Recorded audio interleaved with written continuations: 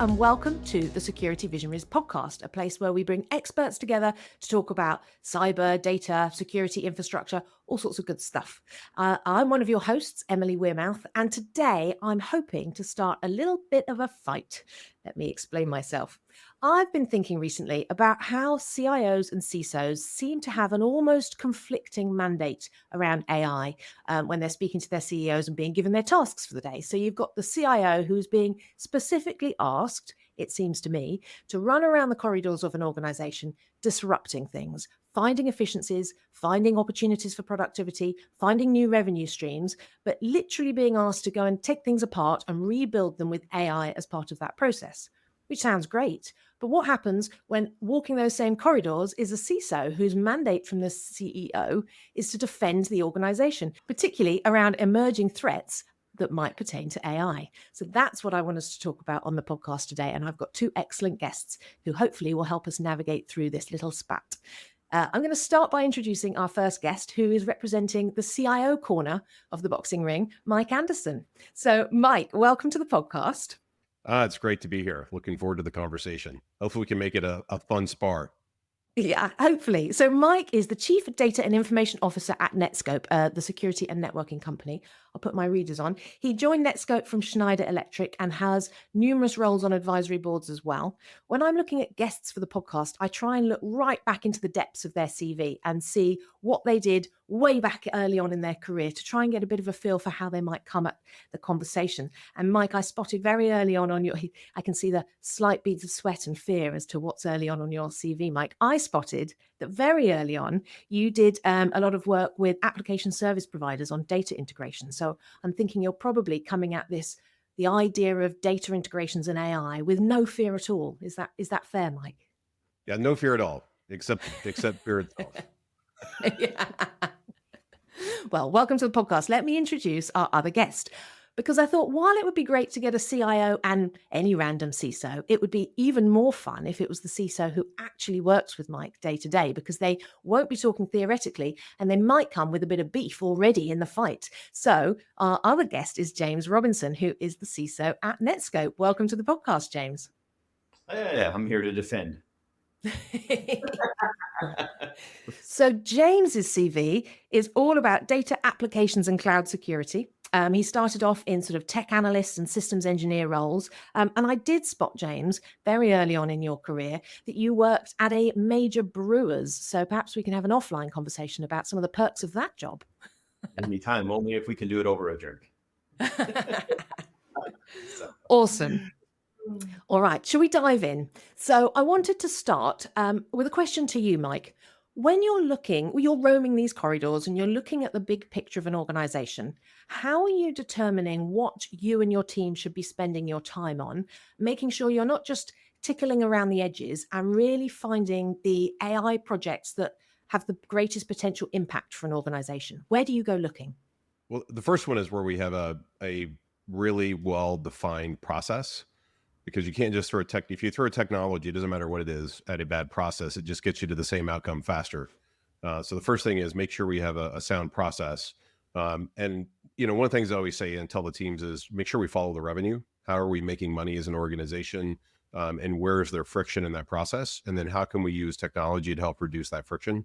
So when you think about AI, it's no different than, robotic process automation or any other kind of tool that we've seen in this space over the past 20 years. It's just really how do we make sure we apply that appropriately? And AI is not a one-size-fits-all approach. There may not be a good use case for AI in specific areas, and it may be AI along with other tools in the tool belt as well. And James, when you're starting, or perhaps just sort of standing and watching Mike's team create chaos, how do you go about getting your arms around AI? What is your starting point?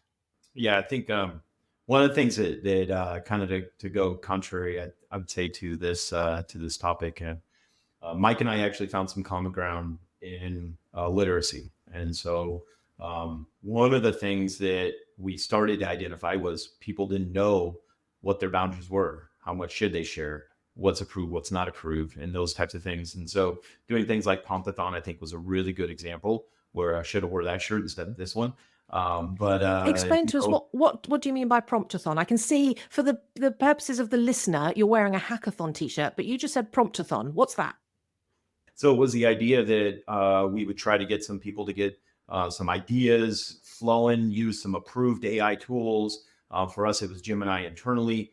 Use that and then start to create ideas and different things that they could do. It also very clearly started to outline some of the boundaries that people could go down or shouldn't go down for us to be able to use Netskope data within and so on and so forth. So that elevated kind of everyone's knowledge level because they were doing projects. They were using AI on a daily basis and using it to kind of have some fun. And so it was an education awareness item. That right there kind of started to set the mark of not only pushing education and pushing the security education and knowledge, but then also just a general education on the space. We're a technology company. So for us, there was a lot of different projects around AI and Gen AI. But then with that, it kind of focused it in and also set that mark of what is appropriate, what's not appropriate. That's one of the areas. The other area that I start to look at is just that attack surface. I think the space is defined very, very well what attack surface management is as it relates to networks and systems and things that may be exposed. But attack surface can also come in shadow AI, and it can come from even the use here of a recording application for us to do this podcast. What happens if that now has AI embedded in it? No one really knew. We didn't review it. We didn't run it through security. Throw the brakes on it, slow the projects down in the traditional security sense. But really just make sure that the AI is safe and it's not learning from the data that we're uploading in, because we don't want to take Netskope internal data, or if we have a use case where we're trying to do something and build a product for a customer data or something like that, and we're starting to teach the AI, that's where we really find ourselves into difficult conversations and difficult places. The use case and the benefit, even well documented, may be there, but if we don't know if they're using the information that we're uploading, if they don't know that we're using that and teaching their AI, well, that's a problem. And so that's kind of where we have to slam the brakes on. That's where K-N-O-W, to the no becomes N-O. We cannot do that and set that line. But again, kind of going back, raising the bar with education. So we're kind of have that common ground and surface that we can all talk through. And then two, start to look at, what are those shadow AI areas that we need to jump on and identify those and then pivot from there. I know we have enough video for recorded just now, James, to create a deep fake of you. So I appreciate that. So that speaking of where we're going to upload this video, just saying, I approve, that, we got it down.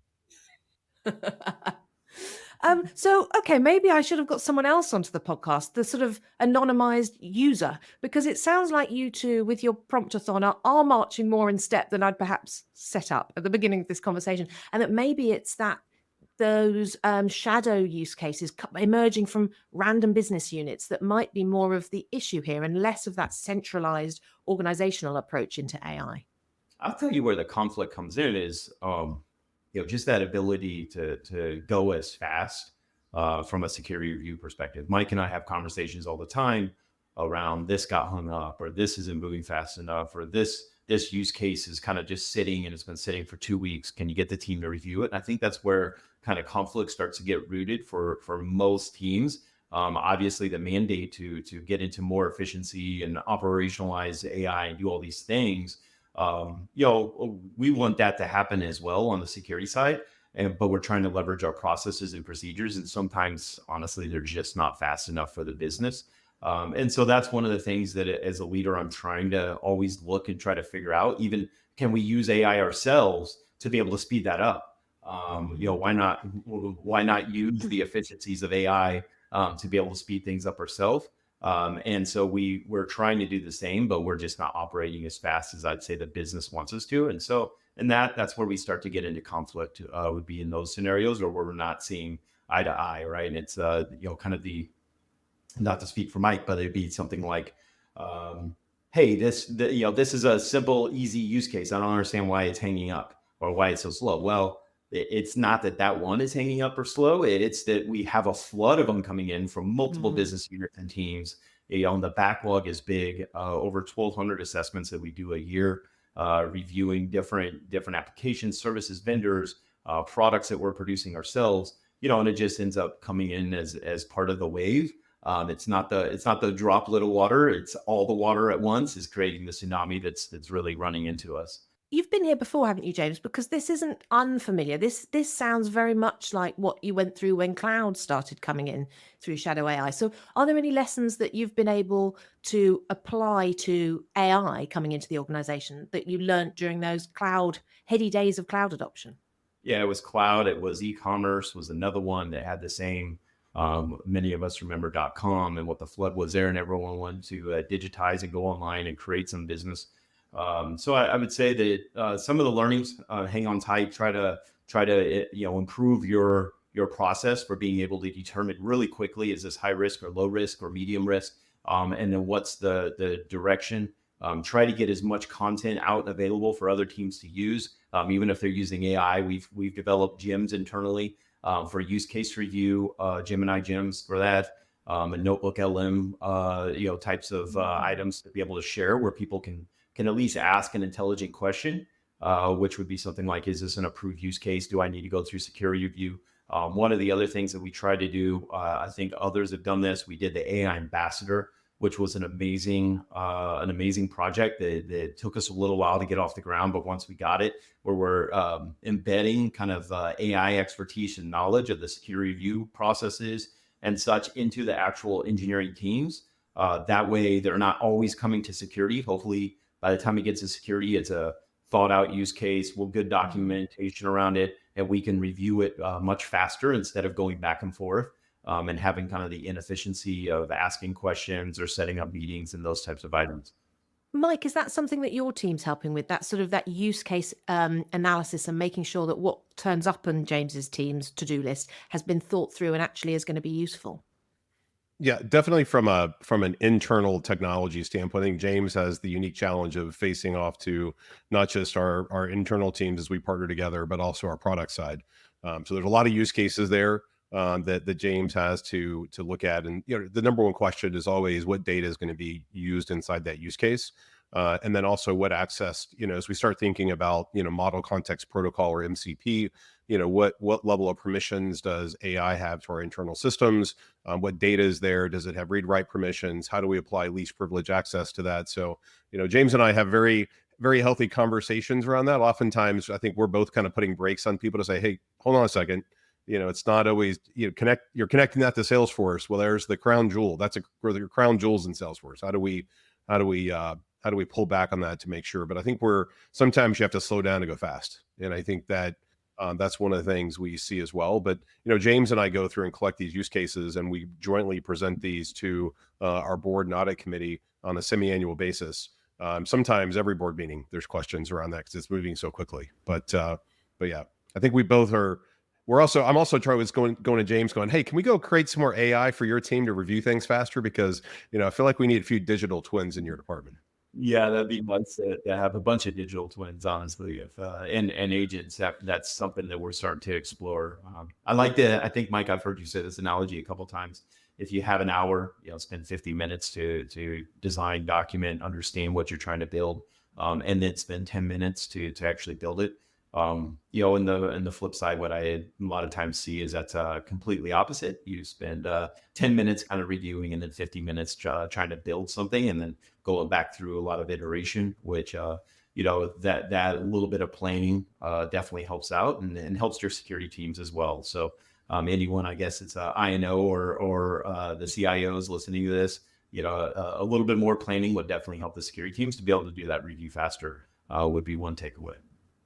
So on that point around documentation and building the right process, Mike, is there anything that you have in play at the moment that helps your teams put security in the design stage of these projects and make sure that it isn't an afterthought once all of your ducks in a row, it gets punted over to James's team?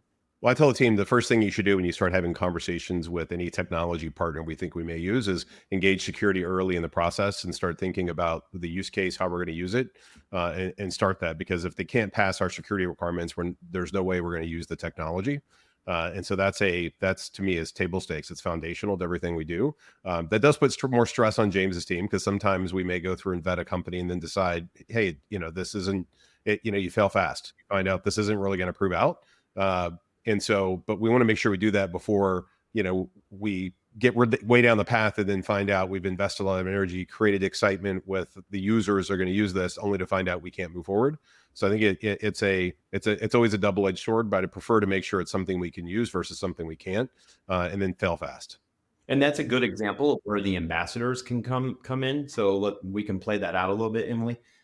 So Mike's team would generally come over to the security team and say, we want to do this POC or POV. We want to understand this vendor, and as they do that, then it puts more kind of weight on the security team to kind of do that review. But we don't know what we're really reviewing. It may be just the vendor that's part of a project, and maybe there's 5 vendors that are part of this project, and they're going to try to POV it.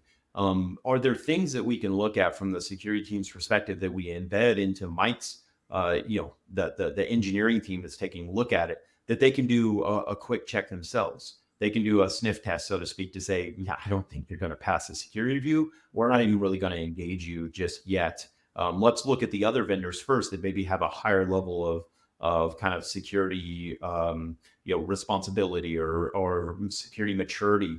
How do we take that type of idea or concept that they can fail fast and they don't necessarily have to fully include security just yet, and build a tool where they can actually use that as an ambassador to AI and they can review it themselves? They understand that there's going to have to be a security review process, but they can look at the data. They can look at the way that the company operates. Maybe they can ask a few kind of seed questions to get a feel. Is this going to be a company that's going to be easy in the security review process? Or is this going to be a company that's going to be difficult? And if it's going to be one that's going to be difficult, then maybe there's another vendor. If they have 3 or 4 vendors, maybe they need to look at those other vendors first. If it's a win-win, basically they have a lot of documentation, they have a lot of information. On top of that, the technical teams like the solution, then I say, let's go for it. If it's one of those things where they're waiting for us to approve before they get into the POV, POC, well, now we're just holding them up in many ways. And so that's kind of the AI ambassador, I would say, just being expanded out, and something that you can easily see and say, oh yeah, I see what the ambassador would do in that case. They understand all the processes of the organization, what can be done, can't be done, what we're looking for. And then they can actually lean in on it. It is different, I would say, than a security champion. Just to be clear, we do have security champions. We call them security warriors. They are different than the AI ambassadors. And why is that? Because the security warriors are an extension of the security team, where the AI ambassador just understands, think of them more like an architect. And they understand that there's going to be these different reviews, but they really understand AI, and they're the ones that are bringing forward a lot of the AI use cases as well. So it is a different role. James, when I was at school, it might surprise you to know, was a library monitor. And one of the reasons I chose to be a library monitor was I wanted the enamel badge on my blazer. And I really want you to tell me that your security ambassador, your AI ambassadors and your security warriors have enamel badges. And if they don't, may I pitch that idea to you? Yes, they do. Actually. The warriors especially. I don't think we built one for the ambassadors yet, but the warriors definitely get a branded logo, and we can welcome them to the program, send them a nice note. We send a nice note to the ambassadors as well, but we don't have the badge yet. I need to get one. Maybe in my on my phone on my desk, I'll find something and write it up. Mike, you look like you're going to say something. Yeah, when I think about it's interesting. You always want to find the next company like an Uber that's going to disrupt an existing industry. And I would say there are times where we have identified some technology companies that are earlier in their maturity. And I've actually seen it and maybe we need to charge this into a revenue stream, and that'll help James put more people in his security team. But we're actually educating them on how to create a mature security program. So we're finding things, we're telling them how often they need to do pen tests, what they need to be addressing in their organization. And so there are times where we know someone's not going to pass, but we hold off on implementing it until we can make sure they get their program to at least an acceptable level where the risk is something that we are willing to own from our standpoint, and then knowing that they're making commitments, and we're going to be checking in with them to make sure that they don't fall backwards. And so I think we do see some areas like that. And again, maybe we could turn that into a revenue stream, or maybe there's a partner we could work with that we could point them to say, hey, go spend about 30 days with this company, and they'll get your security program into a better place. But one of the things that I think I always look for is with a company is, one, do they promote their security certifications and compliance on their website? Do they have a trust site set up where they're very transparent around what their program is? And then also, do they have a security leader? I look at their leadership team. Have they hired a security leader that's guiding them on are they doing security by design? So there's some of the things that I think from an ambassador standpoint, we can coach our ambassadors to do is, do they have someone leading their security program? Because if not, that meaning they're not putting their focus in some of the right areas to really make sure they can scale for enterprises. Yeah, it's interesting because that seems something that's very simple to do. But in the world of AI, there are so many startups and small organizations that are coming to business units and telling us things that are very compelling. But yeah, they're very small organizations. And so perhaps they don't have someone heading up security or someone heading up privacy and really thinking about these difficult questions. They're just straight out there and marketing something. We definitely see that every day. And there's going to be, but it's those companies that are disruptive that are going to disrupt the incumbents that are in the space. I think that if I think about the technology and I think about just roles in general inside organizations, then we're going to see a lot of transformation that's going to occur. We're going to see categories that collapse or go away altogether. I think we're going to see job roles that combine. I was on a panel a couple weeks ago and someone asked me, about AI and is it going to take jobs away? And I said, look, every time we've had a major technology, when the internet came out, we didn't have web developers before the internet and web pages. That came up. We didn't have we didn't have app developers doing mobile app development before smartphones. And so every time we see one of these new, what we consider disruptive technologies that come in, we often see a bunch of new jobs that were created that didn't exist before. And I think we're definitely going to see that here in the future. The key thing I would tell people, I had this question come from my team. It's, is AI going to take my job away? That's a question that a lot of people have. And I said, AI is not going to take your job away, but the person that knows how to use it is. So you got to learn how to embrace it. I would agree on that. I also look at it as an opportunity. There's been a lot of conversation at Mike and I's level with our peers about, well, what happens to new in career and new in career talent? And do we just need new in career anymore? Or do we need these interns or fresh folks that are coming from college? The one thing I've always seen also with technology disruption is it creates an opportunity. Whenever you have such a big shift in technology, it creates an opportunity for someone to be able to enter into the market for that new technology and understand it. And we saw that with cloud. You saw a bunch of cloud engineers and stuff that started to build out. Yes, some of the kind of infrastructure engineers that understood VMs and servers and stuff like that, they had to also lead the charge, and they migrated over to understand cloud infrastructure more. But that same type of kind of position and opportunity opened the door for someone just to be fresh and learn that from the scratch and from the beginning and kind of enter into the market that way as well. So I see that AI won't take jobs from that perspective either. I think that we'll have this disruption. I think that there will be probably a certain point where we'll have a little bit of a pause, like people figure it out, which I think we're seeing now, right? We hear it's tough for fresh college grads to find a job. I think it's because companies are trying to figure it out and trying to look at it. And we are in kind of this transformational shift on skill set.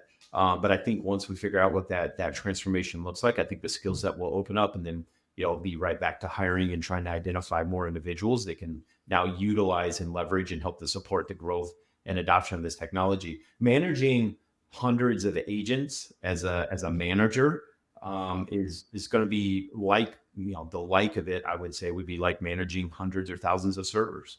Or you're just kind of maybe up leveling yourself to an application stack instead of managing a server stack. But I think that it still is going to require someone to be there. Agentic, yes, can take some of the things off the plate of many folks, but let's be honest, the amount of work that we all have, as we kind of highlighted, is still there. The amount of work isn't going anywhere, even with agents taking on some of the easy stuff. That just means I don't have to focus on the easy stuff. I still have a lot of hard stuff to do. Yeah, it was interesting. I was with a peer, and he told me in his company that as they deploy agents, the agents are actually getting employee IDs in their HR system. That's one of the ways they're tracking them as employees is in their HR system. Who do they report to? And whoever they report to in the system is the person that's responsible for governing it, making sure the right guardrails are done. They're the ones that it's accountable to make sure it doesn't go off the rails and start doing things it shouldn't do. And also making sure that they set up the appropriate access. If I brought a new employee in, if I brought an intern in, I wouldn't give them administrative rights to Workday, and so they could see everyone's pay in the entire company. Why would I do the same thing with an agent? And so how do I make sure I apply that least privilege access to that agent coming in, I think is one of the key things that we have to do. I wanted to take you back a little while ago. One of you talked about MCP and model context protocol for the benefit of anyone less familiar. And I was reading something recently that was talking about the way to think about this is it's the new language of AI. It's the way that these AI machines communicate with one another. So if you step that back, James, your team for years now have been securing HTML, the language of the internet, and then you had to learn how to secure JSON and API and the language of apps and cloud. And now we've got MCP or A to A, which is a language that, as I understand it, Agentic AI is using to communicate with one another. What does this mean for you? It made me wonder whether it's at all analogous to sort of an MI5 spy desk where you've got the Arabic speakers and you've got the French speakers. Is there this whole load of activity going on in a language that you don't understand yet? How do you approach that? Yeah, I'd say the visibility into it is something that I think all companies are struggling with. Kind of at the one thing that we started with about a year ago now was starting to research into MCP and understand kind of weaknesses. We've done some active red teaming and exploitation, and published some things internally for our own teams to understand. We've done some knowledge training to our security warriors. We've also written some of our own guidelines and items internally for people to understand. And we've done all that kind of being technology leaning, knowing that this was going to be a new interface. If you think about traditional applications, this is how I look at it. Traditional applications would have, from a product perspective, as Mike mentioned, I'm also oversee all the product security items. From a product perspective, we knew what web UI was, we knew what API was, and we had to get deep visibility into both of those. And now we have yet another interface that's going to be coming in and interacting with any products called the MCP server or the MCP interface. And so from that perspective, we knew that we had to get onto the kind of the research train pretty early. For any teams that haven't, I would say find a partner, develop your own skill set. You definitely need to have some knowledge in this interface because it's going to come pretty quick and you're going to have these new things, much like when APIs became the cool thing. I think it was the API economy was one of the interfaces. I think we'll have the same thing when it comes to MCP. And there's going to be whole MCP marketplaces. MCP economy is going to be built out. You're going to have a lot of development and interest into this, which will be more than I'd say the API economy was. And so from that, you have to understand kind of what your risk and exposure level is to your core products, but then also to your enterprise. And so now what we're doing is we're taking that forward and we're saying, okay, for our product, here's how we're going to approach MCP. And here's how we're going to approach securing it and what we should and shouldn't do and what the security model looks like for it. And then also for our enterprise use cases internally, as folks may say, I want to use MCP to interface with, I don't know, I'll just make it up, Zoom or something like that. In that case, what are the different controls that we need to have in place? It's interesting in this whole space right now is if we think about, there was an article I read over the weekend talking about AI is the end of agile. And it's, if you think, and I think the viewpoint there is, I think the agile mindset stays, right? Because part of the agile mindset is really how do I, what's the least amount of work I can do to drive the most impact, and how do I frame things into small chunks to go do that.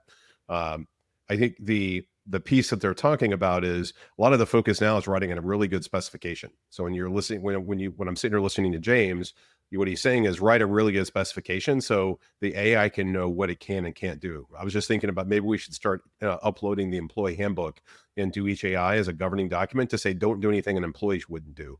That assumes every employee reads the employee handbook and remembers everything, or maybe reads the T&E policy and remembers everything from a T&E policy. We know they don't. They only go there when they get slapped on the hand for doing something wrong. And they go, and someone says, it was in the T&E policy. You go read it. Go, oh, it's on page 5. Got it. So maybe, we need to put that as part of the specification is like, don't do these things, be a good person. So one of the things that we built internally, because it is hard, like we have these different governing policies and standards and these different items. And so as the prompt-a-thon, one of the things that we built internally as a security team that we want to share with the enterprise is just a Gemini interface to be able to ask the policies questions, right? So ask Gemini to review all the policies and say, yes, this is within the policy, or no, this isn't within the policy. We're seeing high hit rates, 95% plus hit rates where it actually gives good guidance, and then about 5% or so where it was just kind of off.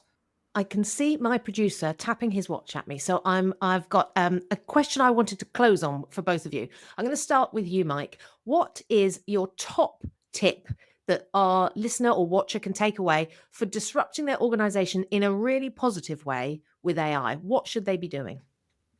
Well, I think there's a foundational, and it's what I've asked my team to do, is start thinking about how do you create a digital twin of yourself, and what context do you need to give your digital twin, and what work would you offload to that person.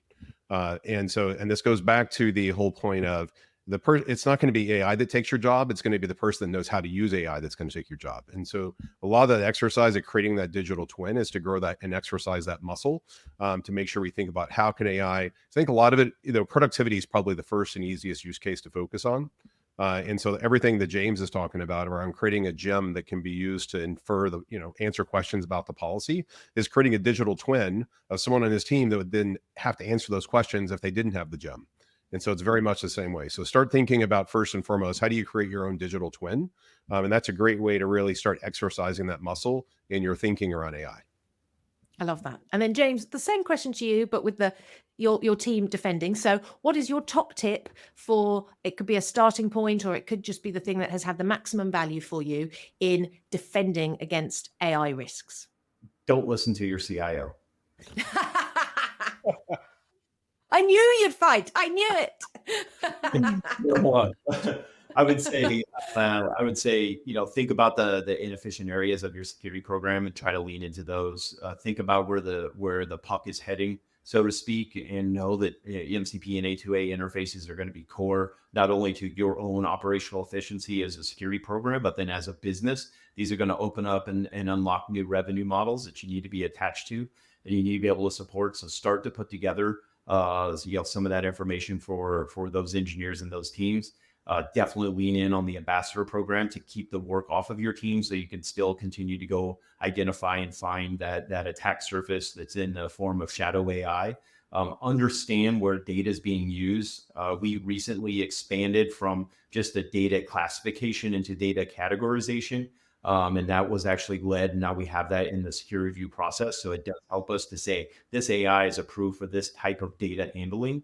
Very specific. It could be like HR records, where before it was just something like in Netskope internal. Netskope internal was a classification. Now we're getting to the categorization.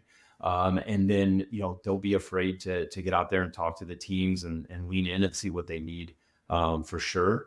It's not going to be easy. It's going to be work on a lot of your team's plates, but hopefully you can identify some team members that are willing to go above and beyond, because this is a disruptive technology that you can really identify through your own use cases, but then expand it into the use cases of the business and understand how it would be applied. So that's what I'd recommend to anyone. Definitely be lean into business and pro business from that case, and you'll continue to live for the good fight. Thank you, James. Now, I am marginally disappointed that the extra security I drafted in for this afternoon was not needed, but I appreciate you both keeping it clean and above board. Thank you. Thank you for joining us today. I really enjoyed this conversation, and Team Disrupt and Team Defend, I think it's a 1-1 draw for you two is how I'd score you. Awesome. All right. I'll take it. You have been listening to the Security Visionaries podcast, and I've been your host, Emily Wearmouth. My top suggestion for your day to day is to subscribe. Whatever platform you're listening or watching us on, you can subscribe. So it's a follow button on Spotify. You can subscribe to the YouTube channel or on our website, and it's a little plus sign. I'm not an Apple podcast listener, but I've been told it's a little plus sign that you're looking for. So subscribe, and then you'll never miss an episode. I'll catch you next time.